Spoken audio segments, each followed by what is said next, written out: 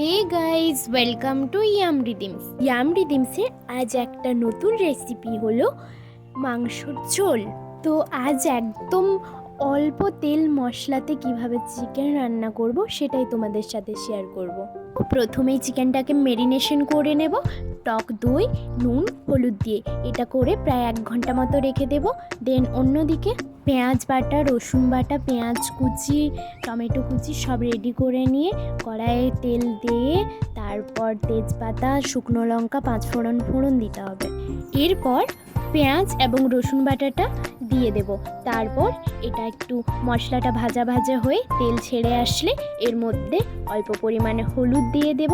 তারপর কেটে রাখা পেঁয়াজ কুচিগুলো অ্যাড করে দেব।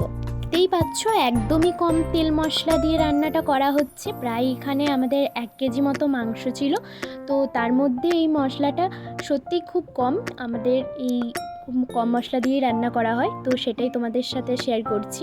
তো দেখো এবারে পেঁয়াজগুলো একটু লাল লাল করে ভাজা হয়ে আসলে এর মধ্যে আদা বাটা আর গরম মশলা বাটাতে দিয়ে দেবো।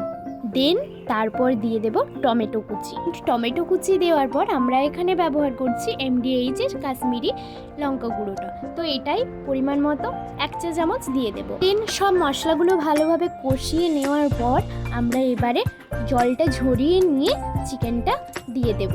চিকেনটা দেওয়া হয়ে গেছে। এরপর চিকেনটাকে ভালোভাবে মশলার সাথে মিশিয়ে কিছুক্ষণ ধরে কষিয়ে নেব। কিছুক্ষণ এইভাবে কষিয়ে নেওয়ার পর এটাতে একটা ঢাকা দিয়ে দেব যাতে চিকেনটা সেদ্ধ হয়ে আসে। এটার মধ্যে এক্ষুনি কোনো জল দেব না, কারণ চিকেন থেকে অনেকটা জল বেরোবে।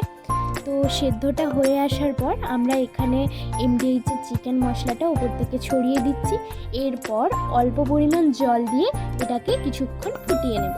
দেন তাহলেই রেডি হয়ে যাবে মাংসের ঝোল। ভাতের সাথে গরম গরম মাংসের ঝোল সার্ভ করে খেয়ে নিই ঝটপট। ইয়াম রিদিমসের জন্য একটা লাইক, কমেন্ট, শেয়ার অবশ্যই করো।